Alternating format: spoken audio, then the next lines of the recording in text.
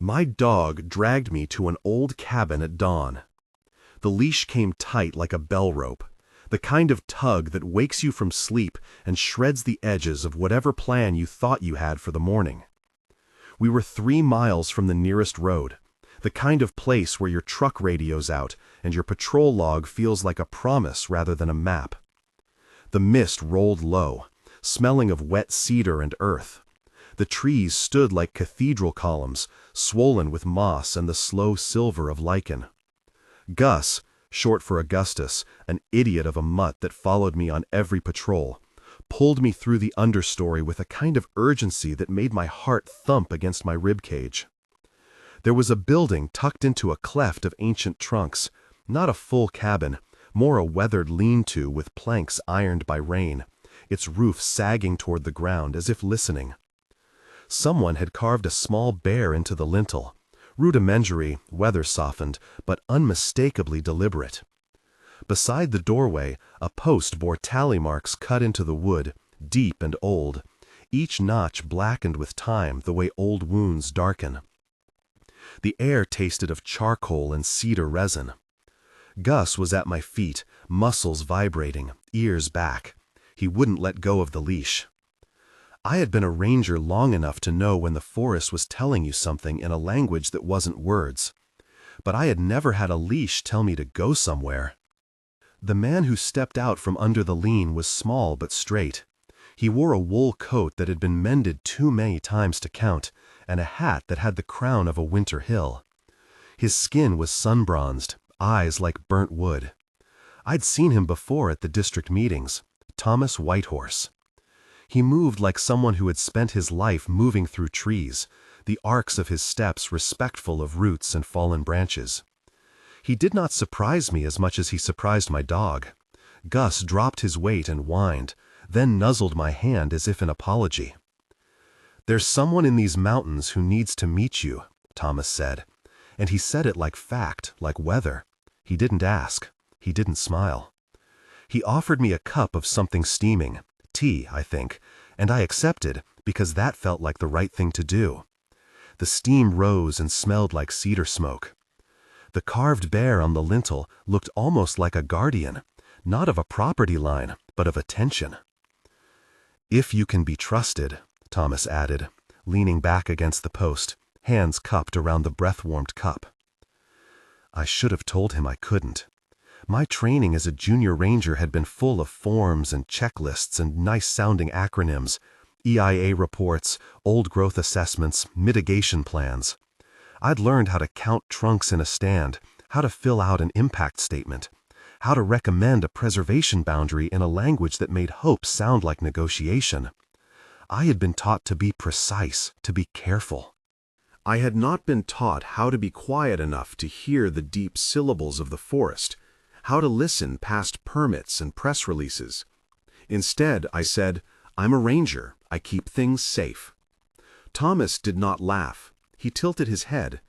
"That is different," he said. "You keep things safe in forms. The ones that stay, those are watched by other things, by the way they breathe at night." "You mean wildlife?" Thomas looked at me then, and something like a softness came into his face. Not pity, not condescension, but a measuring. "Have you seen the big prints? Not at the road, up high." I had seen signs. On a remote survey last spring, I'd found a wide print pressed into a nurse log, the outline too round and deliberate to be a deer or elk. Branches had been snapped cleanly at 2.5 meters, jaws of saplings trimmed like a gardener with a single intention. I'd taken photos, filed them away with a dozen other anomalies in the digital drawer of my patrol tablet. The photos meant nothing in the service of policy. In the language of the office, they were curiosities, footnotes to management problems. Someone from Timber would call them operational difficulties. An activist would call them proof. To Thomas, they were signposts, language to be read aloud. "You can trust me," I said, though I didn't know what trust would cost. "Rules," Thomas said, and his voice settled into the habit of someone who always had to say the same things more than once.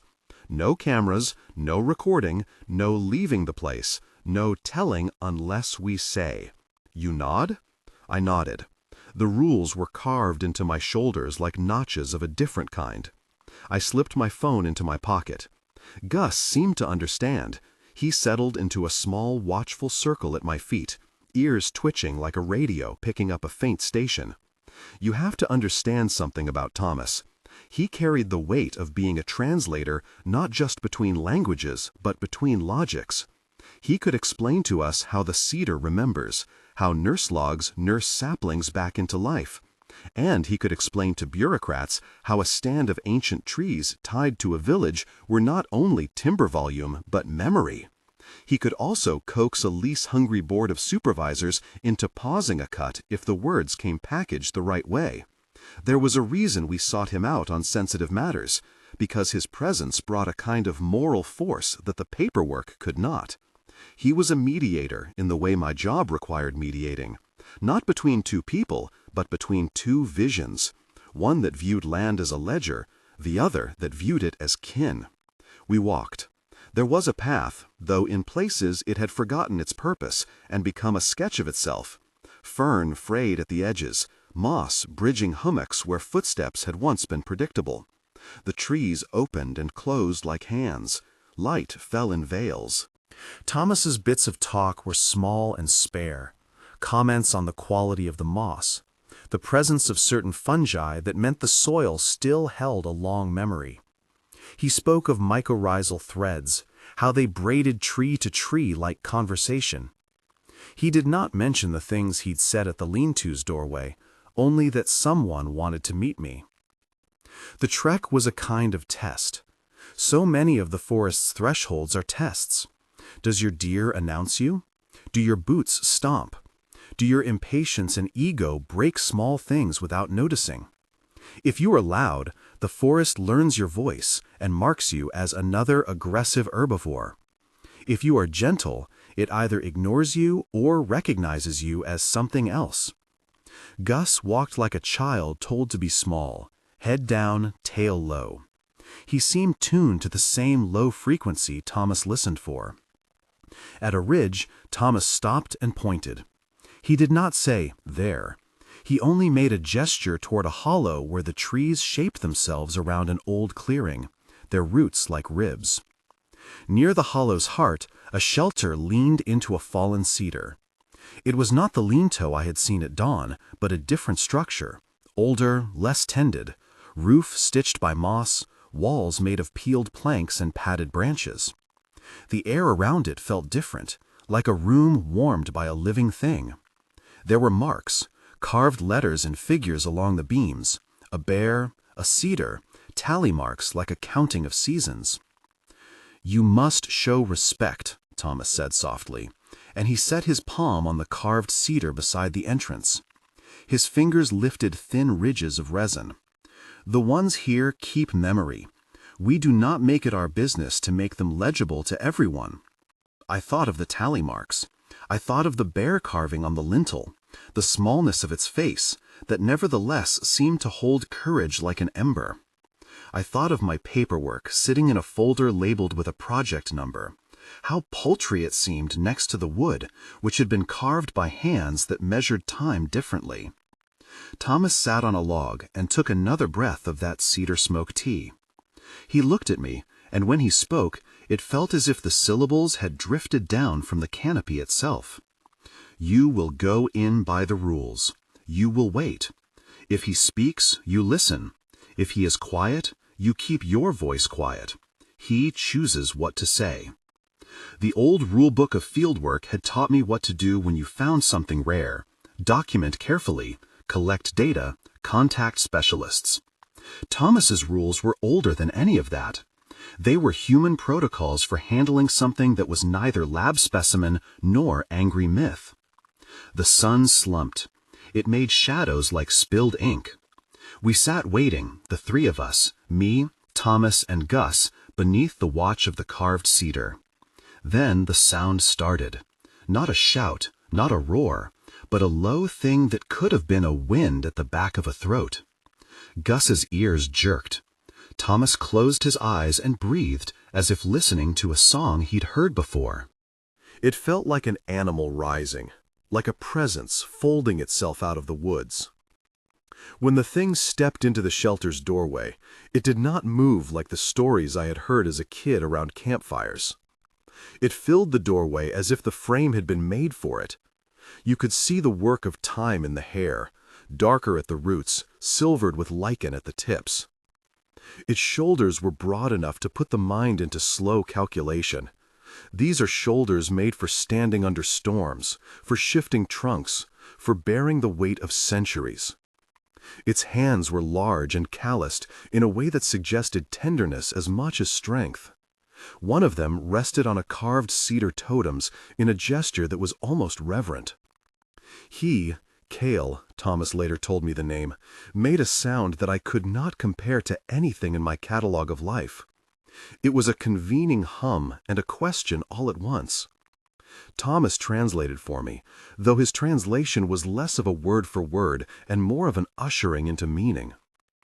He says, Thomas murmured, that he remembers the old rains. He remembers the old rivers. He remembers what was when the trees were many. The creature's face was large and oddly familiar, like a man's face seen through a filter of root and bark. His eyes were deeply set and seemed to hold horizons. He moved with a slow, deliberate slowness that made the seconds feel like their own kind of time. There was intelligence there, too much intelligence for a simple animal, and yet not like the intelligence of people in suits. It was the intelligence of land that had learned on the scale of seasons. Thomas made a small gesture, an introduction of sorts, and the creature's mouth shaped a word. It was English, but not the English of my college essays. It was simpler than that, and cleaner. "You see," the creature said, and the voice felt like stones rolling slowly down a slope. "And you keep running." I felt my chest tighten then. The sentence had the terrible concision of a proverb. Thomas's eyes were wet. Gus whined softly and pressed his head into my knee, as if to remind me of the warmth of living things. "You see," the creature repeated. When he spoke, the hair along his arms bristled as if the line of the crest of a hill had been touched. The sentence sat between us like a carved plank. It was not an accusation meant to make one feel guilty for a single choice. It was broader, like a diagnosis, a species blind to its own direction. What followed that first line was silence for a long, long time. The shelter felt like the inside of a held breath. The carved bear above the doorway seemed to preside over the moment with something like approval. Thomas wiped his hand across his face slowly, setting a ridge of tears into his beard. He was the interpreter between two languages, one shaped by law and ledger, the other shaped by deep-time witness. His translations were careful. He would not let the creature become spectacle. He would not let the moment become a ticket for fame. "You understand?" Thomas asked me finally. He was not asking whether I heard the words. He was asking if I comprehended the weight of what had been said. I did not know whether I did. The line echoed in me, lodged like a splinter. I thought of everything my job required me to balance. Local economies that depended on timber, the Forest Service's layered pros and cons, the legal forms that turned habitats into boxes on a page. I thought of schedules and quotas and 1,000 small decisions I had made in the name of getting along, of making progress in the only language I had been given. I thought of the print in the nurse log, of the branch trimmed like a hair, of the tally marks on the lean-to's post. I thought of how the world would read a creature like Cale, either as miracle or as threat, a tourist draw or a reason to tighten locks. Thomas's hand found the carved cedar again. "He says we choose," he translated, voice ragged. "He says we choose to look away." There is a peculiar terror to being called to account by someone who has no legal standing to accuse you.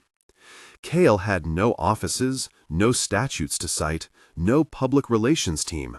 He had only witness and memory. And yet his words carried the moral pressure of rain. They started as small, persistent taps, and then, without preamble, they measured everything. I wanted to stand up and ask questions of the practical kind, the kind that my training taught me to ask. How many are there? Are they territorial? Have they been harmed? Do they move with the seasons? Who else knew? But Thomas hushed me with the same patience a parent uses to stop a child from shouting in a library. "Not yet," he said. "Not now." We sat in the slow, humming dark as the canopy leaned in. Outside the shelter, even the birds seemed to lower their volume, unsure whether to annotate the scene. The forest had become a witness itself. When it comes to memory, people often expect a clear ledger, dates, names, a straightforward chain of custody. The forest keeps memory differently, like a knotted rope.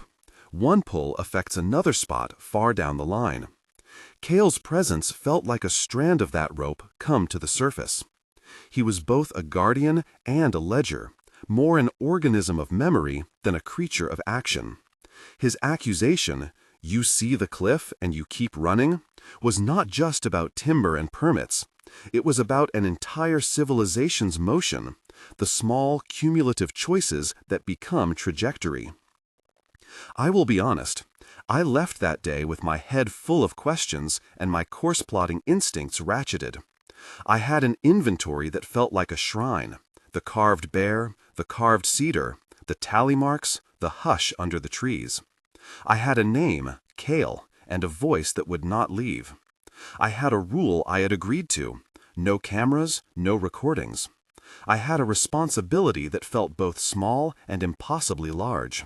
When I walked out of the grove and back into the line of the road where morning had spread into a thread of cars and pickup trucks, the forest receded like a tide. Gus trotted proudly, as if he had delivered both of us to a place where history could begin. The lean-toes bear glowed in my mind as an emblem of a courage I had not thought I owned. I did not call my supervisor the first day. I went home and made tea and pretended to be the kind of person who had not been confronted by an elemental truth. That night I wrote notes in an old field book: the sound of the voice, the scent of cedar smoke, the line he had given me. I wrote the tally marks in the margin, and beside them I drew the bear. I underlined the creature's sentence twice. Then I did something I had not planned on. I put the field book in a drawer, under some old maps, and I let it be a small, private thing. The next day the work world reached for me in its usual way. There was a meeting about a thinning plan that would touch a patch of mid-elevation fir. There were budget memos and a question about a permit that had been fast-tracked last season, a project with jobs tied to it and a community that counted those jobs as bread. Jerry Patterson, my supervisor, had that clean, vascular calm about him. The kind of man who moves through meetings like a ship through fog, making sure the propellers spin and the cargo gets where it is supposed to. He had never once, in every meeting I had sat in, said anything that sounded like grief. As I filed my regular reports, the creature's words threaded through each line. "You see the cliff and you keep running." It felt accusatory, but also terrible in its accuracy. How often did we, in the office, refer to mitigation zones and offset credits, as if those phrases could contain the grief of a forest? How many times had I filed a note that allowed a company to take here because we could plant there later, as if the world were a spreadsheet with rows that rebounded whenever we made a subtraction? By the end of the day, the rule I had been given at the lean-to sat heavy in my pocket: secrecy. It was not secrecy for secrecy's sake. It was a protection. Thomas had been explicit. Reveal too much and you make Cale legible in the wrong way. Put him in a headline and the forest loses. The papers might print his picture, and someone with a rifle might decide that memory is a trophy. So I kept my mouth closed the way you keep a cut hand in your sleeve so it does not touch anything else. But silence is its own kind of pressure. It bends you. It makes you build little private altars in your drawer. It makes the mind run away from the ledger and toward action. I am not a man who will sit quietly when a whole stand of trees is being carted out for the sake of a balance sheet. The thing about the rules, Thomas's rules, was that they were not meant to make me an accessory to a secret. They were meant to consecrate a responsibility. "You keep it safe until we say otherwise," Thomas told me, eyes level with mine. "You do not make it a circus. You do not make it a case file that lacks bones." I have always believed in the long game. My job requires it. Old-growth stewardship is not a sprint. You do the necessary, quiet things. You gather the evidence that matters on the timescale of seasons. But no one on my team had expected witness in the form of a mind like Cale's. No one had expected an interlocutor who could condense moral inertia into a single blunt sentence. That evening, in the quietness of my rented house, I made a decision I thought of as practical. I would document. But I would document in the ways that mattered. Species lists, careful observations about soil compaction and canopy closure, notes about cultural ties with nearby communities. I would use my training to make the grove harder to ignore in bureaucratic terms, without reducing it, in myself, to a mere line item. If there was to be intervention, it would be by the ladder of law and policy, EIA analyses, endangered species listings, injunctions. Those were clumsy tools maybe, but they were real ways to buy time.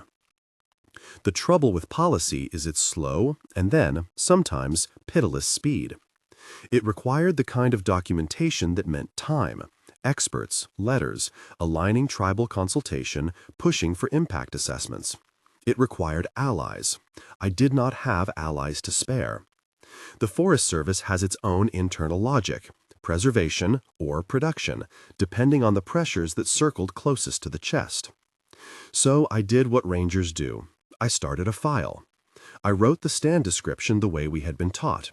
DBH measures, basal area, canopy gaps noted. I recorded the nurse logs and the lichen communities. I noted locations only in general terms. North slope of unnamed ridge, because the rule Thomas gave me didn't allow me to be more specific. I filed the anomalies I'd seen before, the prints and the snapped branches. I added a note, cultural significance pending consultation. I included the carved bear as an artifact to be protected, but kept its description intentionally vague. Carved animal effigy, weathered. The forms were the cement of my small resistance. If the forms could make it inconvenient to cut the stand, then there was at least a chance of delay. The first CTA for this story belongs here, because it matters to how we proceed. If anything in this resonated, if you have heard the hush of an old forest or felt the tug of a leash towards something you could not name, consider learning about and supporting reputable local forest protection organizations. They work on the ground, in the slow ways that actually protect places, legal petitions, tribal consultation, and restoration projects. If you're moved, put your energy there, not toward spectacle, toward stewardship. The next days were a blur of interviews and half-quiet glances. I met with Thomas again to confirm what we had heard. He repeated the rules. No photos, no recordings. Do not solicit the creature for proof. He told me stories in a low voice, stories of cedars that stored songs, of elders who taught that tall things remember more than people do. He spoke of the responsibility of translation and of the precariousness of making a witness legible to a world full of hungry eyes. "You are the right person," he said at one point, blunt in that way elders are when they choose to be firm. "You know the forms. You know how to make things slow with your paperwork." I thought that was praise and a rebuke all at once. I thought of Cale's eyes and the way they seemed to hold a horizon. I thought of the little carved bear that now lived like an idea in my head when I closed my eyes at night. Then the practicality set in. To protect something in our system, you need a chain of custody, observations verified by more than one witness, a tribal consultation that will stand up in court, an expert's letter noting the rarity of certain stand characteristics. That meant I could not act alone. It meant the long game, building an evidence base that could hold up in the messy court of property law and politics. And that is where the compromise would start. Because the timber industry is not a monster in my telling. In this region, it's a local economy. There are families who have worked mills for generations. There are counties whose tax base trembles at the thought of a slowdown. The Forest Service sits between those pressures and the quiet, stubborn need to keep things whole. Jerry Patterson would later say, in his crisp, managerial voice, that stewardship is always a balance. I suspect he imagined myself a little naive for thinking otherwise. I sat for a long time with that. I wrote down names of people I thought could help. Marcus Webb, an environmental lawyer who had worked on endangered species listings. Sarah Chen, who had a knack for translating ecological science into litigation that judges could understand. I wrote them down because I knew that if this grove, or the existence of witness like Cale, was to be kept from becoming a target, I would need their mortality-clad tools. I will not pretend the next steps were easy. They were the sort of mundane, bureaucratic grind that is far less cinematic than a being stepping out of a shelter. Emails, phone calls, county clerks who put forms into file drawers, practitioners who asked whether the grove had legal standing, whether the species was itself listed. There would be more than one meeting where I'd have to explain why a ceremonial carved bear mattered, why the tally marks were more than graffiti, why an oral witnessing could not simply be dismissed as folklore. Even as I took these steps, I carried the weight of the silence around Cale. If you stand in a spot long enough, you begin to feel the world's tempo change. The forest's pulse was not a thing to be recorded and posted. It was a way of being. It felt sacrilegious sometimes to reduce it to the length of a letterhead. Still, I made phone calls. I wrote memos. I talked to people who had been at regional meetings and were used to the rhythm of compromise. I told them, with careful language, that there were cultural values connected to the stand. I told them that the ancient cedar there was tied to local storytelling and memory. I skirted any mention of Cale. I was doing what Thomas asked, protecting someone who could not be exposed. People listen differently to different things. A legal brief with expert charts is received with different attention than a whispered story from a sheltered lean-to. So I tried both approaches, the cold metrics to the office and the warm, careful talk to Thomas and to community elders. I learned, in those weeks, the art of moving between two logics at once. I learned to translate my own shame into forms. When the first formal request for a site visit came from the office, it felt like a small victory, procedural, not moral. We had the right people come through, an ecologist who nodded slowly at nurse logs and canopy gaps, a cultural resource specialist who allowed that the carved bear might be evidence to the tribe's oral histories. The timber company sent an observer, polite and neutral. The meeting itself was a kind of battleground of languages. The timber representative spoke of sustainable yield, the ecologist spoke of old-growth metrics, and my notes tried to hold them both together. No one asked about the creature. That, I would learn, is the power of policy. It allows certain things to be argued without acknowledging the whole of what they are arguing about. You can litigate habitat without ever having to deal with the living witness that sits at the edge of a clearing. At home that night, I opened the field book and tried to write the sentence Cale had given me into a memory I could hold accountable. The handwriting warred with the memory of the shelter's cool air. I drew the carved bear first, a clumsy sketch that felt like sacrilege next to the real thing. Then I wrote the line, "You see the cliff and you keep running." I circled it 3 times. There is a difference between being called to action by a supervisor and being called by a creature who has been keeping watch for centuries. The former involves meeting minutes and budget lines. The latter involves a kind of shame so wide it feels like the horizon is closing in.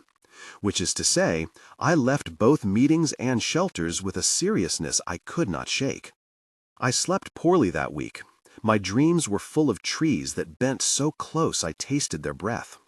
Gus slept at the foot of my bed like a small guardian. Every time my phone buzzed, I jumped, as if a headline might snap me back into choosing between the cliff and the run. Then the letters began to pile up. There were emails from a local paper seeking comment on an unusual stand someone had reported. There were queries from a small, respectful reporter who asked questions about cultural significance. I answered them in the only ways I felt safe, with careful language, with invitations to go through the right channels. I did not say Cale's name. I did not describe the creature. But the forest had given me an ultimatum of its own. The ridgeline burned bright in my mind, a cliff to which my species seemed to be running. It was not the first time humans had run toward a precipice, but the tenor of the words, clean and final, made me feel like someone who had been told precisely where the cliff lay and how close he stood to the edge. A week after the meeting with the ecologist, Thomas came to my station. He carried with him a small carved cedar, no bigger than my fist, smooth and scentful, a hand-worn token. He laid it on my desk with a kind of ceremony that made everyone in the office look up. The carved bear was a private thing, but this cedar was meant to be an anchor. "For courage," Thomas said simply. There's a little theater in gift-giving among people who talk deeply. It's a way to make an obligation public. The carved cedar on my desk changed my relation to the file pile. It made me less able to pretend that this was only a professional problem. It made me more able to see that my choices had consequences beyond policy. The legal people I reached out to, Sarah and Marcus, were fierce and careful. They asked questions about the grove that mattered in precedents and statutes: stand age confirmation, species presence, cultural artifacts. I sent them the measurements, the photographs of nurse logs, careful not to include identifying frames, the notes from the ecologist. They asked for more time, for more confirmation. Time, in the face of a system that moves in seasons, is both ally and enemy. It allows you to build cases. It also allows saws and trucks to move in. The work, I realized, was to make the grove too expensive to cut, not simply in money, but in political cost. If enough people could be made to care, the short-term profit calculus would shift. But how do you make people care about a wooden bear on a lintel and a series of tally marks and the memory held in a shelter? That was a hard question. It was the one that kept me up at night after Cale's line lodged under my tongue. It was the one that made me look at my own colleagues with a new kind of scrutiny. I saw Jerry in meetings with the same eyes I had seen when I first walked into his office. A man balanced between the everyday needs of communities and the abstract duty of stewardship. I could imagine, in a very human way, how he might be tempted to sign a permit if it meant payroll and public satisfaction. I had promised Thomas I'd keep the shelter and Cale's presence out of the public eye for now. But there is a strain in the world that resists secrecy because it mistakes secrecy for cowardice. In that strain live people who believe every truth should be aired. Thomas's caution was not cowardice. It was protection. It was respect for a witness that could not be paraded, sold, or reduced without consequence. So I learned to navigate two truths at once. The public one, which required careful documentation and alliances with lawyers who understood the slow machinery of injunctions. And the private one, which required me to sit in shelters and listen to voices older than policy. One afternoon, Thomas and I went back to the lean-to. Gus, who seemed to know when the world needed an alert, walked a little ahead. The carved bear on the lintel wore the same weathered look, as if to say, perhaps, that it had always expected visitors. We did not speak for a long time. The canopy hummed. The forest smelled of rain that had not yet fallen and moss that had been stepping stout for 100 winters. When Cale stepped from the shelter again, Thomas looked at me with a solemnity that did not belong to a meeting note. "He wants to tell you something," Thomas said. His voice was small, like a man talking to a great thing. "He says the truth is heavy." I felt that weight like a physical thing then, like the heaviness of a laden branch or the dense resin of old cedar. It was a weight I had not been prepared for. Cale's eyes were like two slow, deep pools. He bent toward the carved cedar in his hand and rubbed his thumb across a knot. When he looked up again, he spoke at once and he spooled the words out like a current. "You see the cliff and you keep running," Cale said again, but this time his voice did not only accuse, it named a horror, the willful motion toward destruction. "You cut the trunks to build your comforts. You make the earth into parts. You do not listen when the roots whisper." Thomas translated with a soft sort of outrage that made my stomach clench. The line was simple, but the implication reached like a root under the soil. It was an indictment of choices made by a species that had learned to commodify the living. It was also, in a way, an invitation. Stop running, look back, turn. And there, in the hollow under the trees, my decision moved from a private registry into action. The Leanto's carved bear seemed to look at me, asking for courage that I could not assume I had. The tally marks on the post carved deeper into my imagination, a count of seasons, a counting that reminded me that even cumulative small things, if persistent, become habit and heritage. When I left the grove that day, the sentence trailed behind me like smoke. I had a field book under my arm and the carved cedar in my pocket.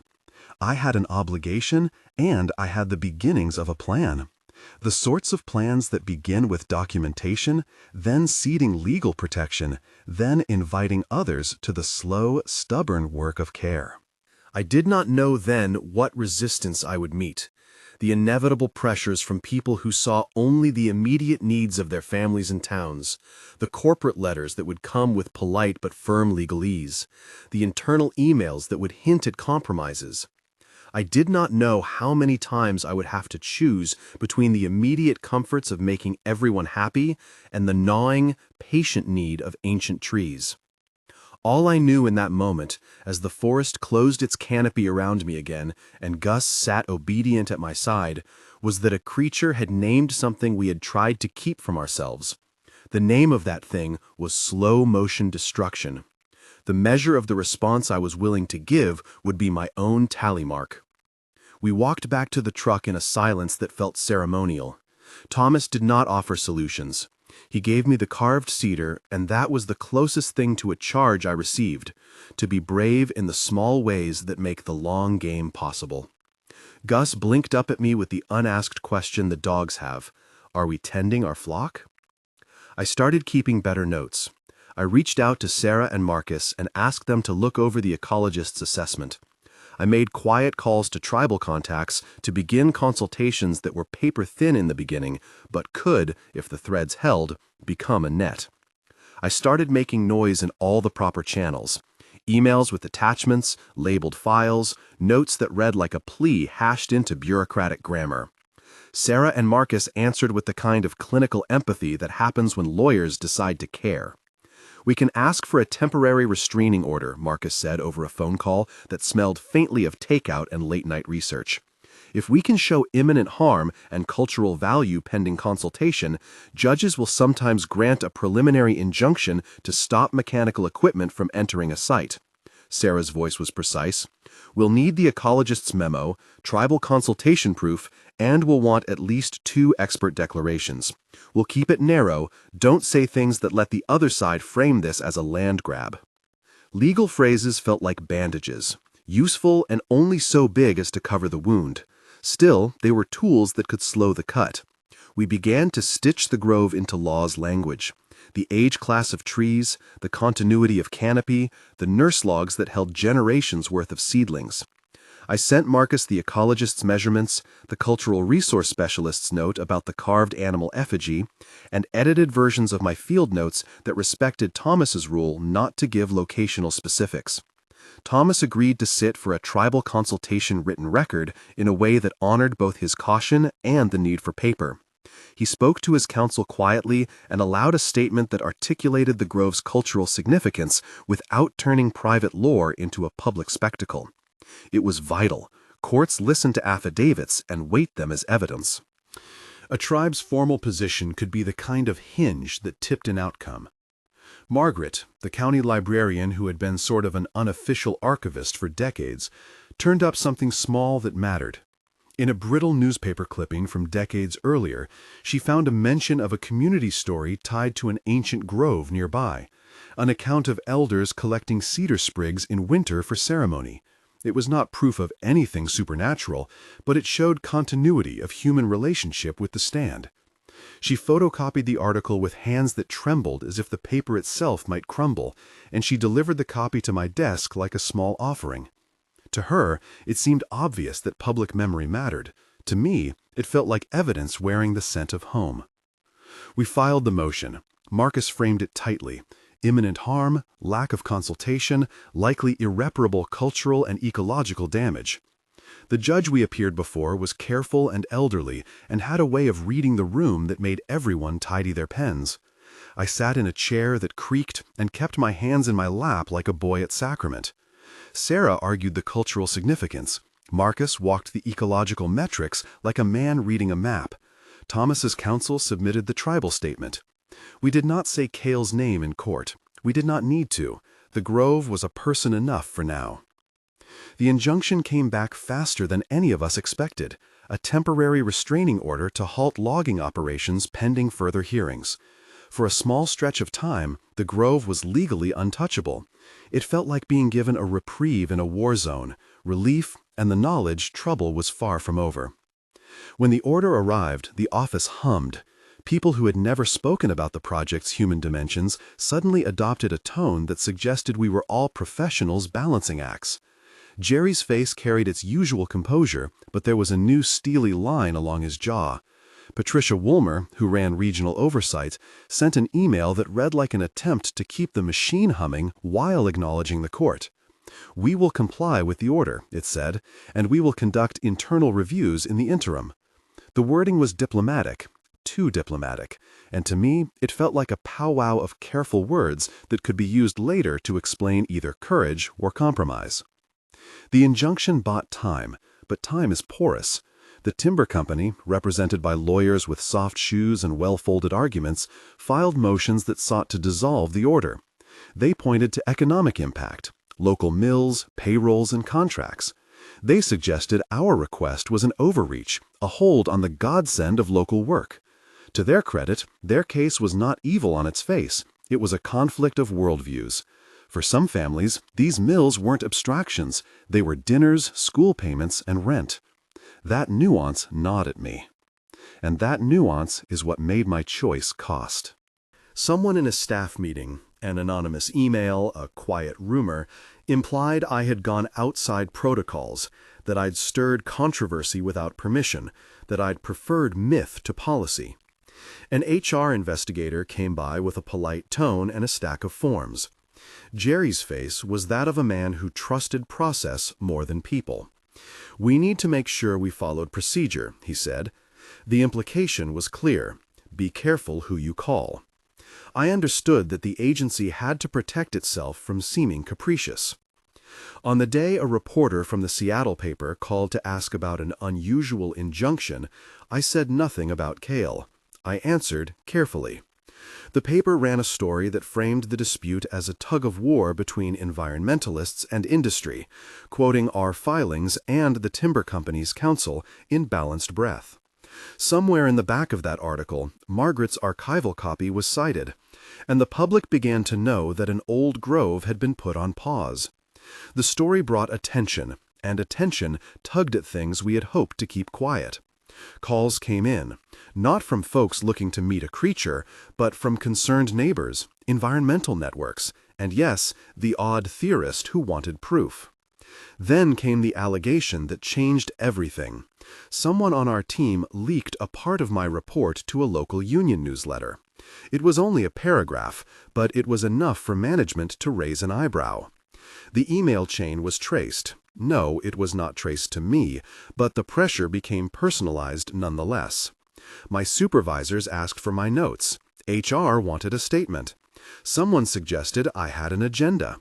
Sarah and Marcus warned me that the more public I became, the less room we would have to maneuver quietly for the species and for the cultural stake. Visibility helps sometimes, Sarah said, but it also paints a target. A week later, I was placed on administrative leave pending an inquiry into my conduct. They told me it was routine. They printed the words with faces that read like condolence cards.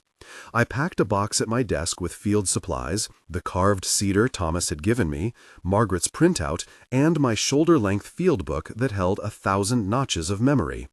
Gus sat by my truck with a look that made my heart ache like an old oak. Thomas came by the office door that evening and stood only a breath away. He did not enter. He did not need to. "It is difficult," he said simply, "but this is part of being the translator." I was not fired then. They kept me on paper and off the trails. The injunction was intact, but the process of protecting the grove would continue beyond the courtroom's immediate shelter. The timber company, determined to protect its interests, launched a public relations campaign about jobs and community responsibility. The county commissioners held a hearing, where voices rose and fell like wind through branches. People who depended on millwork spoke with exhaustion and quiet anger. People who loved the woods spoke with sorrow that felt exhausted by numbers. Patricia Woolmer showed up to one of those hearings in person, a woman who has spent her career in the gray zones between regulation and practicality. She asked for a pause for further review, an appeal to the bureaucracy that was also a signal to voters that the agency was being responsible. Jerry, tested, pressed for balance. In his slow way, he made speeches about stewardship and livelihoods. The tension was not villain versus hero. It was people trying to hold together lives built on opposing assumptions. Meanwhile, Marcus and Sarah worked an orderly kind of chaos. They sought expert testimonies, an independent botanist who confirmed that the stand had old-growth characteristics, a soil scientist who explained rare mycorrhizal configurations that made the grove ecologically unique, and a cultural historian who corroborated Margaret's archival find by pointing to patterns of long-term human use in the region. Each supplement to our file felt like adding a stone to a fragile wall. The judge, after reviewing opposing briefs and hearing a calm, chaotic one-day hearing, extended the preliminary injunction until a full hearing could be scheduled. The legal Sarah we had poured over time bought more time. The court's decision made the grove theoretically safe, but legally safe is not the same as secure in perpetuity. The next step would be a full hearing where both sides could present a fuller record. The timber company filed an appeal. So did we. There is a type of exhaustion that comes from being part of these slow fights. You trade adrenaline for the steady drip of paperwork, the drip that can either erode resolve or carve a canyon. I learned to savor small gratifications, an accepted affidavit, a tribal elder's measured statement, a sympathetic judge's quiet nod. I also learned to sit with grief. The grove was a living thing wrapped in a pile of human choices. The injunction had stopped the saws for now, but it had not stopped the larger motion of a society that often treats land like a series of products. They interviewed me on the radio. I said the things I could say, about the grove's ecological attributes, about the need for patience and consultation. I did not speak of kale. There were listeners who called in with questions about the mythical side of the story. I deflected. To me, the myth was less important than the living. I kept my faith in the long game. Then the personnel issue resolved in a way I had not expected. An anonymous internal complaint alleging improper disclosure had been lodged. The investigative unit found no direct evidence tying me to a leak. The office welcomed me back with a brochure and a nod, but the atmosphere had shifted like pre-storm light. My desk was the same, my colleagues were not. The trust that underpins bureaucratic work had thinned. People who once joked in the break room now walked past like strangers. A month later, the timber company withdrew its immediate challenge in favor of negotiation. They asked for supplemental studies and a mediated process. The mediation was a brittle thing, something like charred bread that tasted of compromise. It proposed buffer zones, selective harvest plans away from the grove, and a community fund for economic transition. The offer was pragmatic. It kept mills humming while promising protections. Some in the community accepted. Others, including a few tribal elders and certain activists, feared compromise that would only postpone loss. We accepted mediation because the court's timeline is ruthless and litigation is expensive. The mediated agreement included increased protections for the grove, improved tribal consultation clauses, and funding for restoration efforts around other stands to mitigate economic impacts. It was not a victory lap. It was a fragile step forward. For the slice of the forest that sheltered Kale, it meant breathing room. For me, it meant the slow accumulation of proof that long, patient work finds purchase. But the cost to me was real. After the mediation concluded, a separate internal review, less about leaks and more about interpersonal conflicts and judgment, led to my placement on unpaid leave as the agency restructured the patrol assignments. It was framed in managerial language that could be rolled out like paper: reassignment, budgetary constraints, position realignment. The truth, though, was less tidy. People who make trouble for comfortable narratives of progress are often nudged into the margins. I tried not to feel betrayed by people I had once called colleagues. It is a complicated sentiment when your moral imperatives meet other people's securities. I left the office in a different way than I had the first time. I did not pack a box so much as take the things that mattered: the carved cedar in my pocket, the field book with its notches, and a small scrap of ribbon Thomas had tied to the bear carving. Gus rode shotgun and looked out at the world with the untroubled face of a creature who never lost his appetite for walks. My life narrowed and widened at once. Without a steady paycheck from the agency, I took a seasonal position with a nonprofit that did restoration work, planting seedlings, building erosion barriers, and doing outreach with schools. It paid less and felt truer. The job did not come with a title of influence, but it came with the quiet certainty that hands in the dirt change things slowly and fundamentally. It was, in its way, the same long-game ethic Kale had advocated. The injunction's ripple extended beyond our grove. Other stands that had been quietly cataloged as at risk received new attention. A series of articles ran in the Seattle paper that framed the issue beyond the single case: old growth worth protecting, community economies needing rethinking, tribal voices demanding respect. Those pieces were careful and human, including interviews with mill workers and elders and scientists. They did not publish exotic claims. They published evidence, context, and complexity. A reader following the chain of coverage could see that protection was not a simple moral checkbox.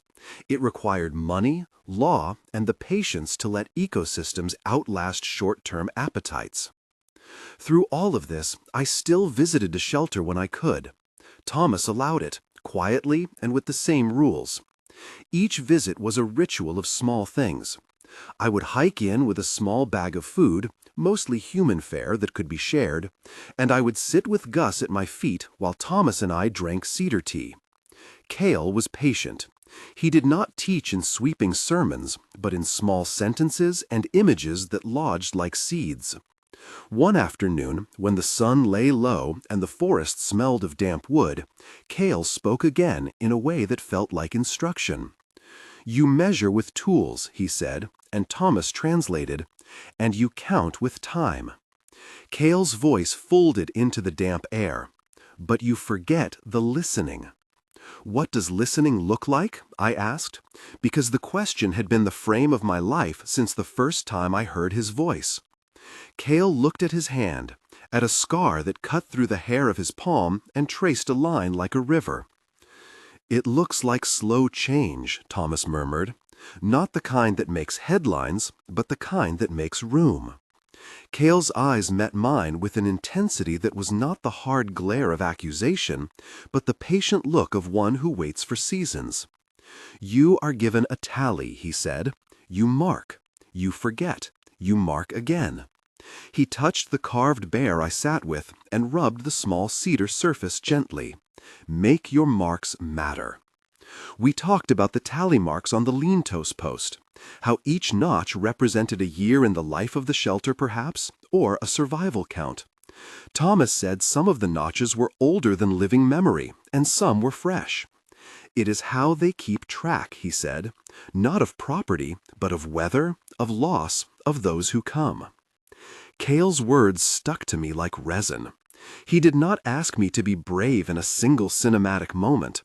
He asked me to tally in a different way, to be persistent in small acts that, strung together, wind a new story into being. Drip, drip, drip. It was not a slogan, it was a strategy. It was also a comfort. It meant activism could be patient, tenacious. The community response was mixed. Some people praised the injunction and the mediated protection, seeing it as a win that preserved both jobs and trees. Others decried compromise and demanded firmer action. The conversation was messy, public, and necessary. Tribal representatives communicated their needs for ongoing consultation in ways that made it clear that this fight was not simply legalistic. It was a moral negotiation about memory. Over the following year, the mediated protections held. The timber company redirected some harvest plans, and the community fund was established to support economic transition and local restoration projects. It was not a full halt to extraction in the region, but it was a recalibration. A few groves received added scrutiny, and a handful of old stands that might have been cut were reclassified for protection. That reclassification came not because one person yelled for action, but because many small acts, filings, affidavits, legal briefs, op-eds, community meetings, and the willingness of a handful of people to refuse silence shifted the calculus. The drizzle of effort became, in places, a steady rain. I lost friends over those months. Some colleagues saw me as trouble, others stood quietly beside me. My bank account tightened. I had fewer chances for measured leisure. But I gained different things. Mornings planting seedlings with volunteers, afternoons at tribal community gatherings learning how to handle cedar respectfully, evenings reading reports and annotating them with a pen that left ink smudges on my fingers. The carved cedar in my pocket wore a polish from my thumb. The small bear etched into my field book's margin became a talisman I traced before sleep. Cale continued to teach in small increments. Once he pointed to a nurse log and then to a sapling and made a slow motion with his face like a gardener who is not in a hurry. Thomas translated. He says seeds remember the right places. He says to let some things rest so other things can rise. It was ecology spoken in medicine-sure terms. It became my manual. There were nights when I wondered whether being honest about what I'd witnessed would have been simpler. There are fevered cultures that demand proof and spectacle. I had to choose the protection of a living being over publicity. Thomas had said it again and again. Make it safer, not legible. The calculus was not easy. But when I saw the careful steps taken to buffer the grove, or the volunteers who signed up to plant on the margins, I felt that the secrecy had worked in ways my pulse had not predicted. A year into the legal process, an investigative piece ran that summarized the situation not as a conflict between myth and machine, but as a story about stewardship. It credited tribal voices, scientists, local workers, and public sentiment. It did not mention Cale. The grove's legal status was clarified as interim protected pending a full EIA and further consultation. The public conversations that resulted were substantive. People began to support broader policies that could help make old-growth protection a normal part of forest management, not an exception carved by crisis. That is the long game Cale wanted us to play. Drip, drip, drip. Build the scaffolding of law and community, and then let the rain of small actions feed a new root network. It is not the sort of story that fits in a single column. It is the sort of story that grows like lichen, slowly, persistently, usually unnoticed until the color changes underfoot. There were private moments of reckoning. One evening, Thomas and I sat near the lean-to, and he pressed a small scrap of burlap into my hands. Attached was a fresh tally mark carved into a thin piece of cedar. "You make a mark," he said. "We will remember with a mark." He did not define whether the marks were for the grove, for Cale, for the people who'd fought, or for those who'd fallen in the motion toward the cliff. Maybe they were all the same. Months later, the agency rehired me in a different capacity, part of a restored position but with less sway in timber operations. It was a delicate reconciliation. Jerry offered a handshake that felt warmer than the severed silence that had come before. Patricia's tone had softened in her memos. The work we continued involved co-management pilots with tribes, buffer planning, and funding for mills that needed to transition toward longer-term sustainability. The change was not total. It was practical. It was, in many places, the sort of compromise that keeps families fed while giving stands a chance to breathe. I continued to visit the shelter. Gus grew older and slower, but remained insistent that mornings were for walking. Sometimes, when I was near the grove, Cale would step from his doorway and watch me with an expression that was not unkind. Once, as autumn boiled the light, he put a large palm on the earth and pressed down. Thomas translated. He reminds us that the ground keeps score. It remembers who listens. I asked him once, in a moment of private fear, whether there were others like him out in the larger world. Cale's expression flickered in a way that Thomas described as sorrow. "There are not many," Thomas said. "He remembers many things, and not all things will last." The words shifted the grief into a practical frame. The species that depend on old growth, the human stories that rely on the trees, and the cultures that need memory into cedar. In time, other groves received attention. A non-profit raised funds to buy an easement that protected a small but crucial stand. A county commissioner supported new incentives for mills to phase toward value-added processing rather than mass clear-cutting. Those changes were incremental and sometimes frustratingly small, but they were the kinds of steps that add up in the long run. One late afternoon, sitting under a sky that felt like an old photograph, Thomas handed me a fresh, small carving of a bear. It was rough and private and smelled faintly of cedar oil. "For courage," he said, the same words as before, but spoken with a depth that made them different. I put the bear in my pocket as if tucking a promise against my ribs. There is a line I carry with me, one Cale offered in the shelter's close air. "You see the cliff and you keep running." It still sits in my chest like a stopping place. But the ending, I have learned, is not merely to stop. It is to turn, to unlearn the speed that makes horizons one-directional, and to take the long route of care. We did not capture the creature in photographs. We did not sell stories about him for clicks and cash. He remained a witness, a guardian, and a teacher. That secrecy kept him safe. It also taught me humility. Public victory, where it came, arrived because of quiet legal work, because of the slow accumulation of small, deliberate acts. Letters written, expert affidavits submitted, elders consulted, seedlings planted, publications that framed the argument in dignified terms. The drip became a series of small floods in certain places, protections, new policies, community funds. But no single action saved everything. When people ask me now what it felt like to meet something like Cale, I tell them about the light in his eyes, the smell of cedar smoke in the shelter, and the way his sentence landed like a warning and a gift. "You see the cliff and you keep running," he said. "You cut the trunks to build your comforts. You make the earth into parts." It is not an indictment meant to make us wither in guilt.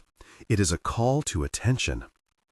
If there is a horror in the story, it is the horror of a species moving toward its own undoing through innumerable small choices, roads where none need be, extra things bought and thrown away, a culture of convenience that forgets to count the cost. But there is also a hope that lives in small acts, a lawyer willing to frame a case, a librarian finding a paper that threads a story across decades, a man like Thomas willing to bridge worlds, A dog who refuses to be quiet on a morning that becomes the pivot of a life. My life is not the same as it was the day Gus tugged me toward the lean-to. I have fewer certainties and more obligations. I still feel forms, but now I write them with a different pen. I still drive the same back roads in a truck that sometimes radios out, but I have also learned to be quicker to sit, to listen, and to count not only the trees that could be measured in inches, but the lives that will remember their shade. The carved bear lives on my workbench now, near seedlings queued for planting. The small cedar is in my pocket.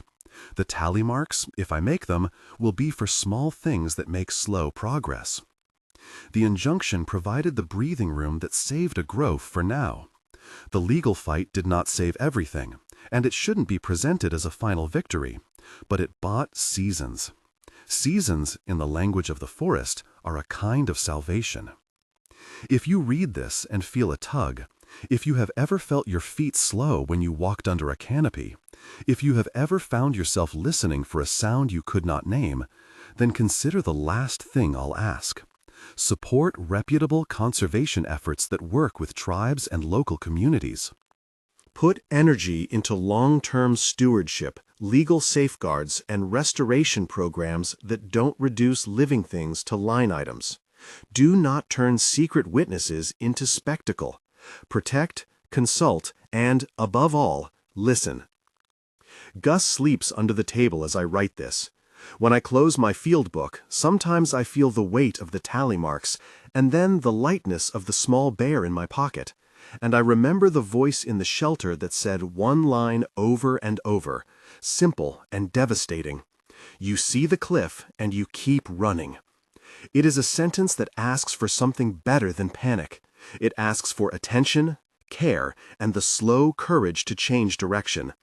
The long game is not glamorous. It is drip, drip, drip, patient, persistent, and, if we are lucky, enough.